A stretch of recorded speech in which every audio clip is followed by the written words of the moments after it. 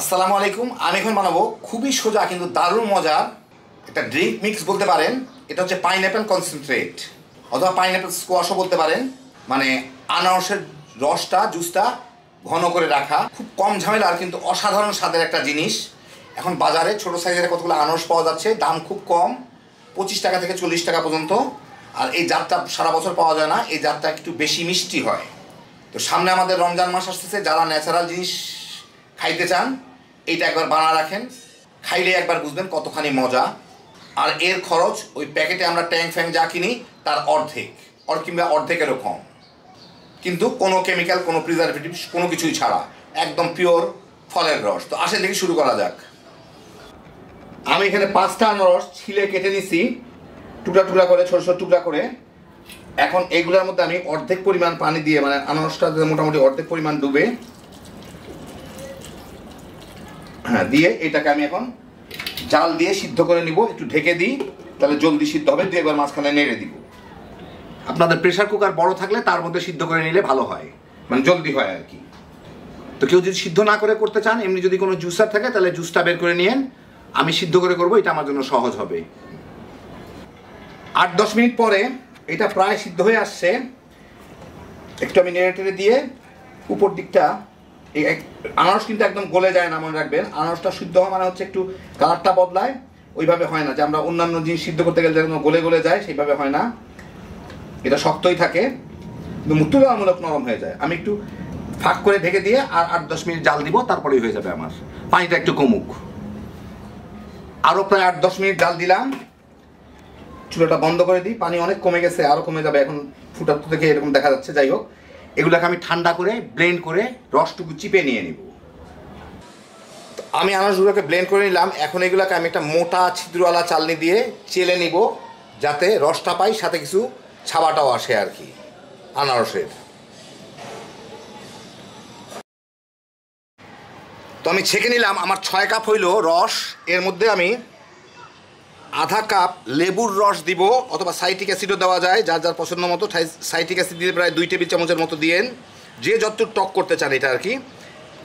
কারণ এখনকার আনারসগুলো একটু বেশি মিষ্টি, এর টক করার জন্য খালি, আর কোনো কিছু না। আর আমি এখানে প্রায় 3 কাপ চিনি দিব। আমি দেশি আখের চিনিটা ব্যবহার করতেছি। এখানে প্রায় 4 কাপের মতো চিনি আছে 1 কেজি, সেখান থেকে আমি প্রায় 1.25 কেজির মতো দিব। ব্যাস হইল। এখন এটাকে আমার জাল দিয়ে ফুটাই নিতে হবে। আমি এখন এটাকে চুলায় দিয়ে 8-10 মিনিট জাল দিয়ে নিব।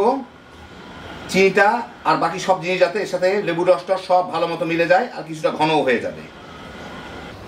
10-12 মিনিট জাল দিয়ে আমি এখন চুলাটা বন্ধ করে দিই। এটা অনেক ঘন হয়ে গেছে, ঠান্ডা হলে আরেকটু ঘন হয়ে যাবে। বাস এখন আমি ঠান্ডা হলে আপনাদের আমি বেড়ে দেখাচ্ছি, আর কিছু করার নাই। এটা আপনারা চাইলে যার যার পছন্দ মতো ঘন করে নিয়ে, কিন্তু মনে রাখবেন ঠান্ডা হলে আরও বেশি ঘন হয়ে যাবে কিন্তু এটা। তো এই দেখেন হয়ে গেল আমার দারুণ মজার পাইনঅ্যাপেল কনসেন্ট্রেট, অথবা বলতে পাইনঅ্যাপেল জুস কনসেন্ট্রেট, অথবা বলতে পারেন পাইনঅ্যাপেল স্কোয়াশ। জিনিসটা তৈরি করা খুবই সহজ, এবং খাইতে কি পরিমাণ মজা একবার না বানায় খেলে বুঝবেন না। তো আমার এখানে হয়েছে প্রায় 2 লিটারের মতো। আমি একটা জগে ঢেলে নিয়েছি, আর কিছুটা আছে আমার এখনও ওই সসপ্যানটার মধ্যে। তা আপনাদের আমি একটু বানায় দেখা দিচ্ছি। যে কোনো একটা গ্লাসে এটা ইউজুয়ালি নিতে হয় 1/3, যতখানি বানাবো তার 3 ভাগের 1 ভাগ। তো আমি কিছু বরফ দিয়ে নিই আগে।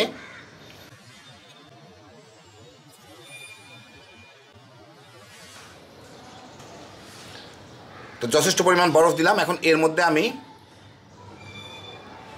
আনারসের কনসেন্ট্রেটটা দিব। এটা আমি সোজাসুজি এর থেকে দিচ্ছি, ও প্যান থেকেই দিচ্ছি। দিলাম প্রায় 3 ভাগের 1 ভাগের মতো।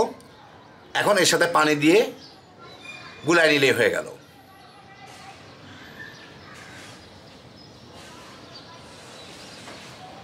দারুণ মজার একটা জিনিস। যদি আপনারা 1/3 এই কনসেন্ট্রেটটা ব্যবহার করেন, তাহলে আর অতিরিক্ত চিনি দেওয়ার দরকার হবে না, কারণ এর মধ্যে যা মিষ্টি আছে সেটাতেই হয়ে যায়।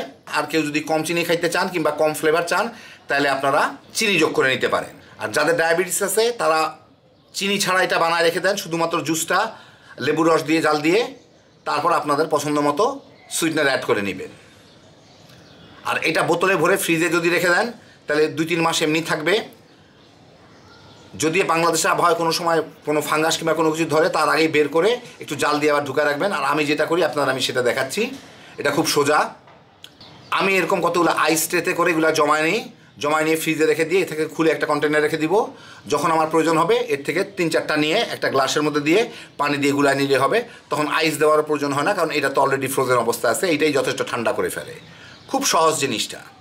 আমার এখানে খরচ হইল 200 টাকার আনারস, 5টা আনারস কিনছিলাম আমি 40 টাকা করে, আর 80 টাকার চিনি। 280 টাকা আমার 2 লিটারের উপরে হইল। তো এরকম বড় একটা গ্লাস বানাইতে খরচ আসে প্রায় 3 টাকার মতো, যেটা দিয়ে আপনি আর্টিফিশিয়াল ড্রিঙ্কস, ট্যাং ম্যাং এগুলো কোনো কিছুই পাবেন না, ওটার দাম এর থেকে অনেক বেশি, এবং ওগুলো পুরাই কেমিক্যাল, এটার মধ্যে কোনো কেমিক্যাল নাই। হ্যাপি জোশের একটা আইটেম, একবার বানায় রাখেন, এখন সারা রমজান জুড়ে আরামে তামাক করে ইফতারি দেখায় ফেলাইতে পারবেন, অথবা সারা বছরই খাইতে পারবেন যদি যথেষ্ট পরিমাণ বানায় রাখেন। খুব সোজা তৈরি করা এবং অনেক সাশ্রয়ী, অনেক স্বাস্থ্যকর। আল্লাহ আপনাদের সবাইকে ভালো রাখুন, সুস্থ রাখুন, নিরাপদে রাখুন। ইনশাআল্লাহ বেঁচে থাকলে আবার দেখা হবে। আল্লাহ হাফেজ।